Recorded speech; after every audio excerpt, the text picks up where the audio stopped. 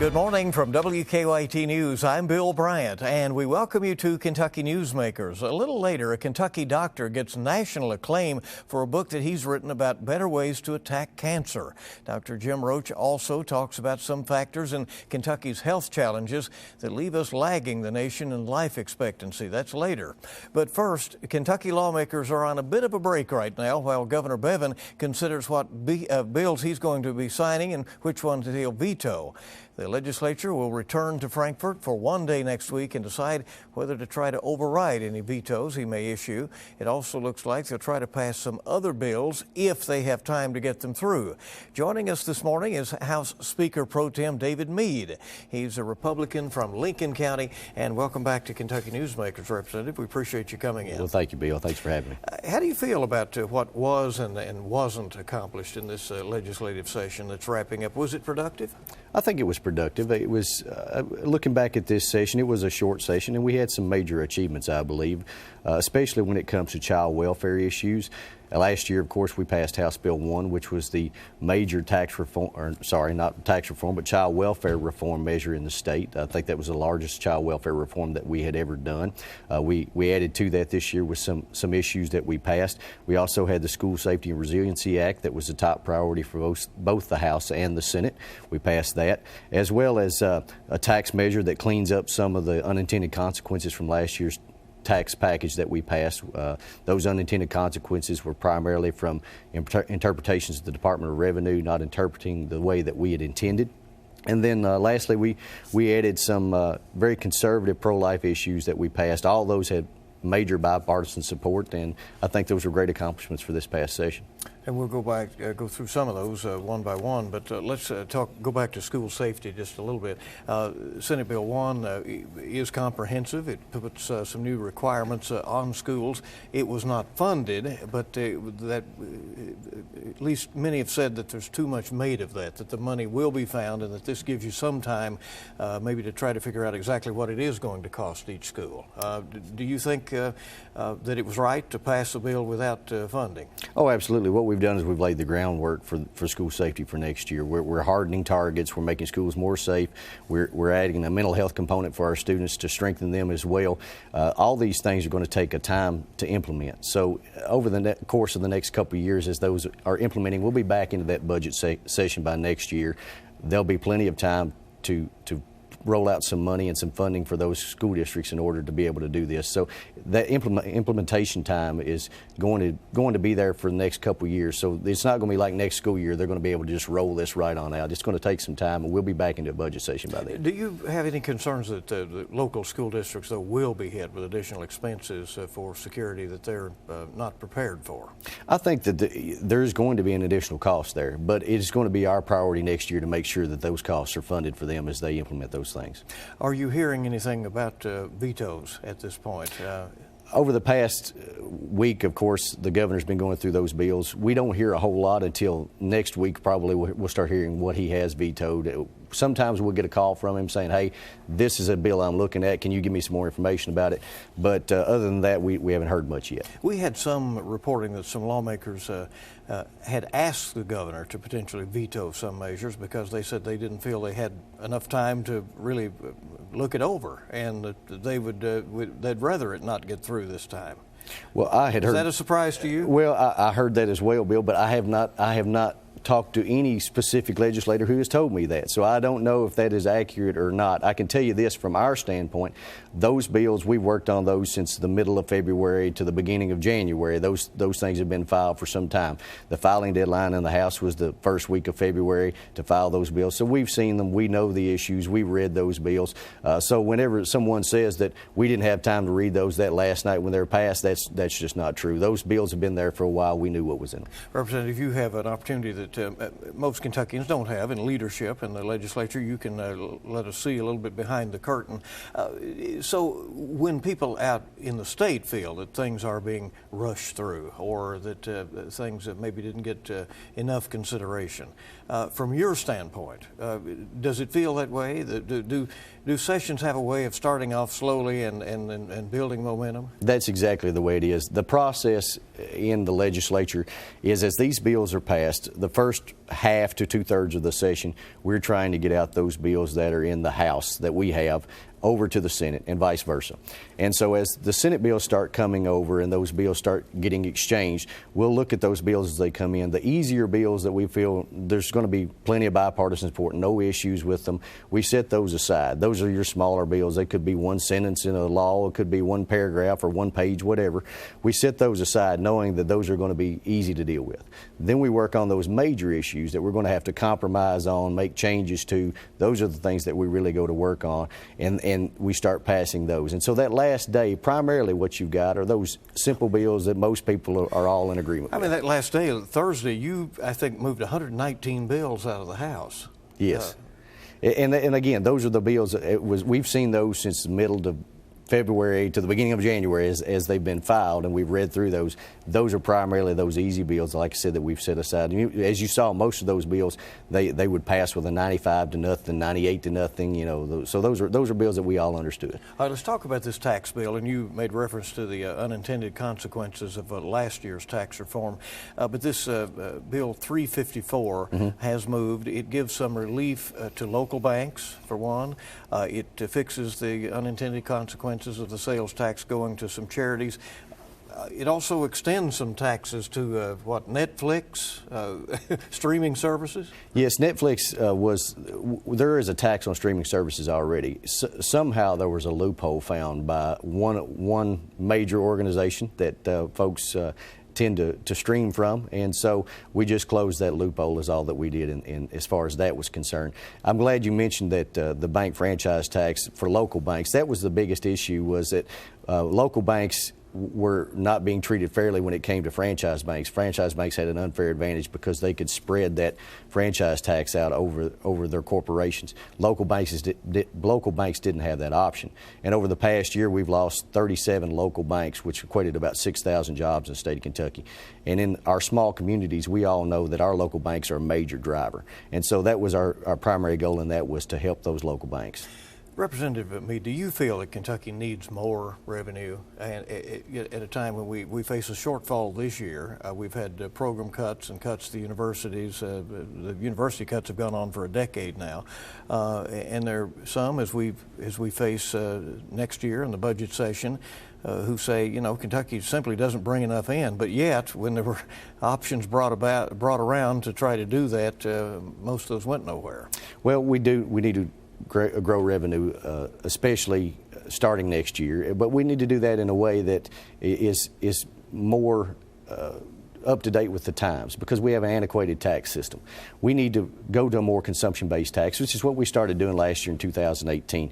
The first step in any major tax reform is always the hardest one to take. And with any major reform, you're going to have to go back and do some cleanup, and that's what we did this year. We also want to take that slow because we don't want to end up in a situation like Kansas where we rush things and have to go back in and make some major changes. So we do need to grow revenue, but we need to do it in a responsible way. And the way that we do that is going to a more consumption-based tax. We can continue to broaden the base and lower the income tax rate, more like Tennessee, more like Florida, Texas, those states that have been very successful with that. We model after them, and that's how we grow revenue. But it's going to take some time. It's not going to be something that's going to be fixed overnight. So next year you can expect some reforms, but not anything comprehensive, you would think? Well, I think you're going to see another large reform package, but instead of continuing with that this year, we decided we were going to hold off, make sure that we had last year's reform package correct before we move forward. And so next year you'll probably see us do some more things. No pension bill this year, which is seen as, you know, the great millstone around Kentucky's neck, some $40 billion in unfunded liability. But the teachers were present and they were loud. Was that a major factor in why there was no reform movement? No, before session started, you may recall that some of us as leaders said we're probably not going to get to do anything with pensions this year. We're in a short session. We've got 32 new members who have not been educated on these issues like the rest of us have been. They haven't been getting the information that we've been getting over the past 2 to 3 years, so there's a learning curve there for them. So we've got to educate them before we start moving forward. So that was a big issue this year. We know that something has to be done. Most of us were not here when this issue was created. The problems were started to be created in these pension systems. But the sad fact is that we're here now, and we're the ones tasked with fixing it. So we've got to come up with solutions for that, and we have to do something soon. You know, there was this distrust between teachers and lawmakers after what happened last year with the rushed passage of that bill that was ultimately struck down by the state Supreme Court. Were you supportive of teachers this year showing up in large numbers to the point that there were sick outs in 10 districts? Well, let me start by saying that my wife is a teacher, and she's a public educator. She is in this system, and so I have a financial stake in this as well. What we were doing this year, House Bill 525 was a major contention piece, which it shouldn't have been. It was changing the KTRS board. Representative Upchurch's intentions in that was to add 2 more education members to that board, to give them more of a say, but to diversify a little bit and include more people instead of one organization having the say over who was nominated for that board. That became a major piece of contention. I'm not exactly sure why it did. I don't feel that it needed to be, because there are people out there who we could involve who have the skills and the expertise to be able to make this board better. And that's what his intentions were in that. I don't feel that there was a need for the sick outs towards the end of session. We had multiple times told folks we were not going to pass some of these bills. They were out there for conversation pieces to get the conversation started. So in my opinion, it wasn't necessary. The last day of the legislature is coming up, and it could be a busy one, and we're going to talk with the Speaker Pro Tem of the House, David Meade, about what they may try to get done on that day that traditionally has been about vetoes. We'll be back on Kentucky Newsmakers in a moment.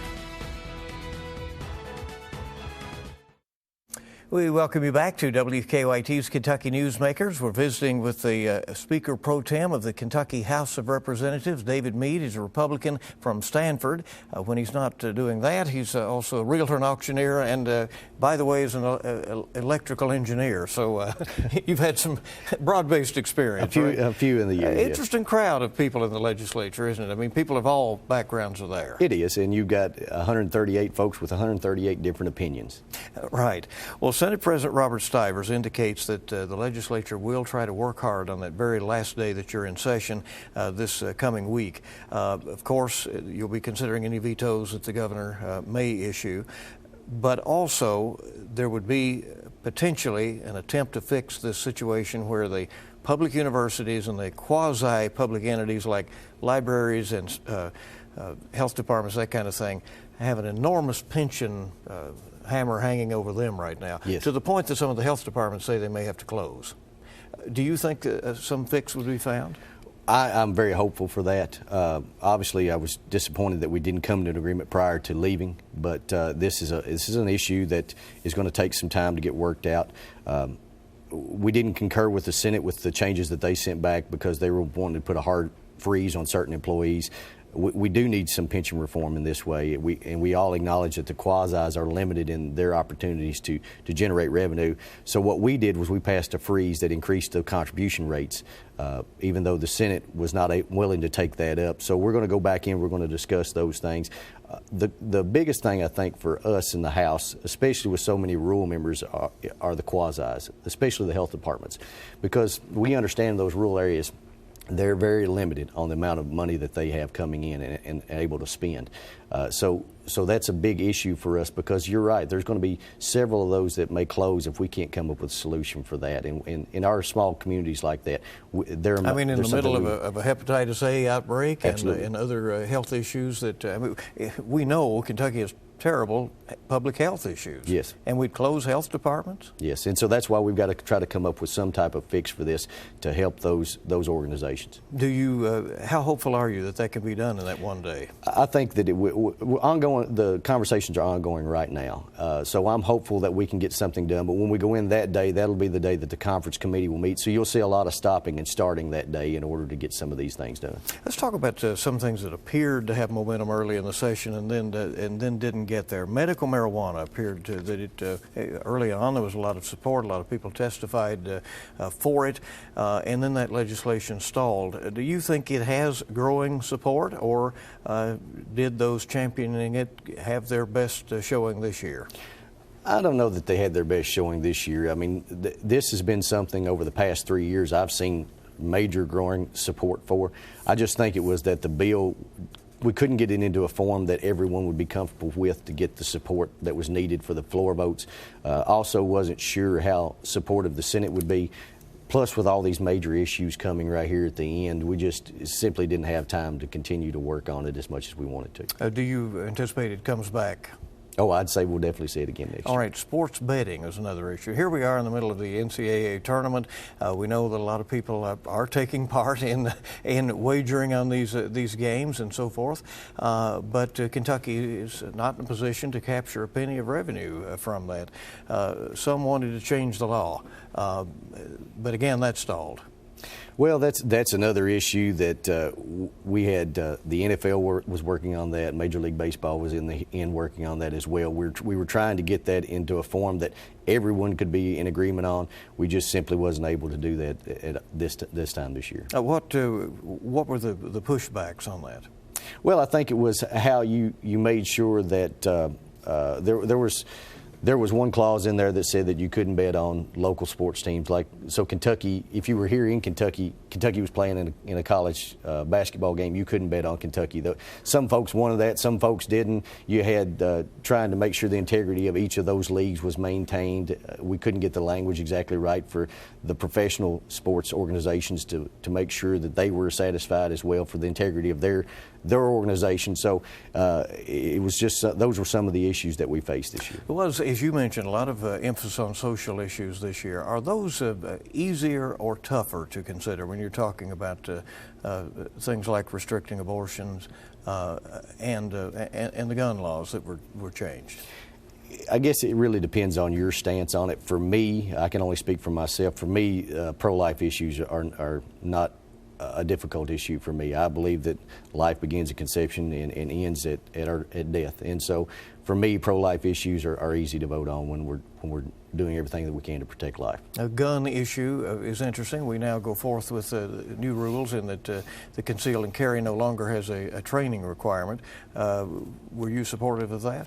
I was, and I've grown up being in a very rural area, hunting my entire life. I've grown up around guns, was taught gun safety from a very early age, and I also have my concealed carry permit now. That here in Kentucky, we will still have that concealed carry permit if you want to transport a gun across state lines, those type things. So that's going to be required. Right now, we have an open carry law in the state. Anyone can open carry in the state of Kentucky. The only thing that was different with concealed carry is if you put a coat on, you cover that gun up, you then became illegal. Most folks, what you're seeing is the folks who are abiding by concealed carry are your straight down the line law-abiding citizens and those who want some type of training. And they're still going to have those concealed carries. A lot of other folks were carrying concealed already. Nothing's really going to change with this law. What you're going to see is, I think you're going to still see those folks who want training. They're going to continue to do the concealed carry permit, and those who are going to carry a weapon out of state will continue with concealed carry. Otherwise, you're not going to see much change. How difficult will it be to prepare for next year, which is very important with the budget, and we can just see really a lot of issues that are bubbling right now toward the 2020 session. How difficult will it be to plan for that while we're in the middle of a gubernatorial election year?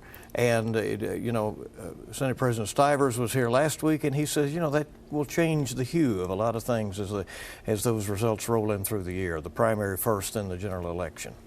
Well, as far as from our standpoint, as far as the legislature is concerned, we'll continue to work on those issues. Myself and the rest of House leadership will be up there 2 to 3 days a week, continuing throughout the interim to prepare for next year's session. So we're not running the campaigns like the governor is, so it won't be that big of a deal for us. Now, as far as having the executive branch's input as he's running the campaign, that may be a little bit different. We may not have as much input from him as we move forward, but we can start getting things prepared on our own for next session. Representative David Meade, who is the House Speaker Pro Tem, thank you very much for coming in. Thank you, Bill. I appreciate it very much. And we hope you'll stay with us. Dr. Jim Roach talks about some factors that are challenging Kentucky's health and his new book that is out there right now that he says will improve cancer treatment outcomes. Back on Kentucky Newsmakers in a moment.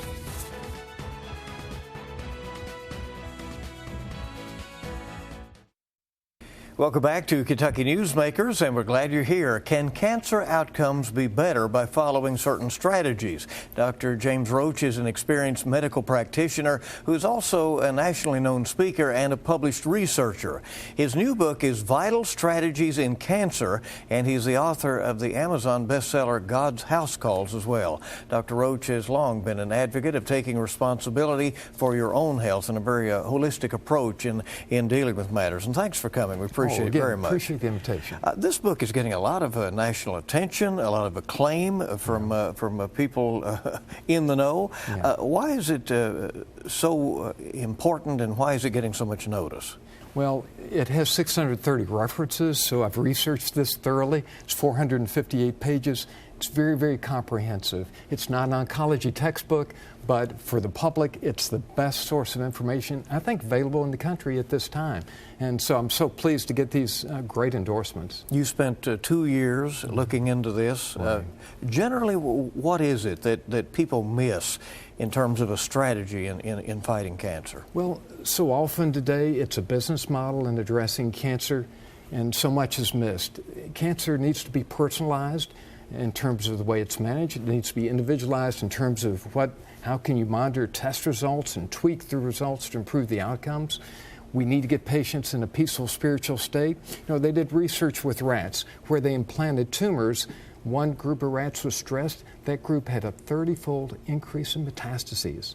So the most important intervention at the first visit is to get my patients in a peaceful spiritual place. Unfortunately, my experience with spiritual near-death experiences, 60 of those, 58 of those had positive near-death experiences. They report the other side is more real than the side that, and they're not afraid of dying anymore with that. Now, 2 had negatives. One was an alcoholic. It shook him up. He turned his life around. 2 years later, he had a blissful near-death experience.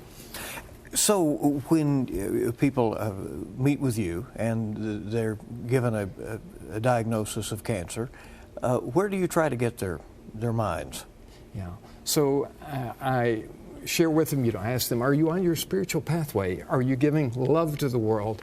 Are you doing what you love to do? Are you around positive energy people? Are you doing the work that you're supposed to be? And if you're doing those things, you're going to be able to stay in a much more peaceful place in this process. But if you're not, it's a wake-up call. You've led your life this way, it's led to this outcome. If you want to change the outcome, you better be changing the environment that led to that, the nutrition that led to that, the lifestyle that led to that outcome. How does outlook and attitude affect that? It's huge. They did research, for example, with rats. And where they took street rats, who you would think would do well, they put them in water and had them swim, and after 15 minutes, they drowned in the water. But they took rats in another experiment and pulled them out after a few minutes and kind of cleaned them off, washed them, tamped them dry, put them back in the water, then rescued them again, and then put them in again to see how long they would swim. Guess how long? They swam for 50 hours. In other words, there was virtually a 100-fold increase in outcome just by having hope. Hope that they would be saved, that things could. So I give hope to these patients. Hope is practiced here as a motto at our office. And I noticed that you're really not dismissive of anything in the book. You're not dismissive of certainly the oncology research that's out there, the drugs that are in use. We can augment that. There's some, and particularly with immunotherapy these days, there are great outcomes. For example, I have a patient with small cell lung cancer right now that we've been managing. And she's been in an immunotherapy trial and in doing what we have, along with that, what we recommend. And she's now 18 months, the last 6 months, no evidence of cancer. The oncologist at UK has never seen this and doesn't know what to think. But there's some things you can do to augment the immunotherapy. For example, probiotic. And if you give antibiotic therapy, then that completely neutralizes any potential benefit for immunotherapy. That's not commonly recognized, and just little pieces of advice, but we like to be thorough with our blood work to also augment that. I know for a long time you've talked about how Kentuckians can improve their overall health. We saw this week a study out showing that life expectancies in many of our counties is years behind the national average. We're on a pretty tough path in our state, aren't we? Nutrition is huge, and nutrition is not what it needs to be in Kentucky. And we need to eat a whole food, plant-based, as much as we can, organic diet. That's really key. When we eat out, the quality of the nutrients we get is diminished substantially. For example, glyphosate has substantially reduced the magnesium and zinc levels in food, which increases cancer risk. So nutrition is huge. Stress is an issue as well. We've got to get individuals into jobs that they like to do, get them educated, get them comfortable with lifestyles where they're not having to work 3 jobs instead of just 1. Physical activity is key as well. Your book is Vital Strategies in Cancer. It's new and it is out there if people would like to pick it up. What do you say about this 2-year project that is now getting some national note? I'm very pleased. You know, outside of an oncology textbook, this has the most practical, comprehensive information available to improve outcomes in cancer. Before you do the first thing, I would encourage you to read at least the initial chapters of this book, because those first steps can be irreversible and they can be in the wrong direction sometimes. Get started in the right pathway right from the start. I loved writing this book. I love spreading the word about opportunities that can really double the outcomes from what we currently see. Dr. Roach, thank you for coming. We appreciate it. Thank you for joining us for this edition of Kentucky Newsmakers. We'll see you bright and early this week on WKYT This Morning, and hope you make it a good week ahead.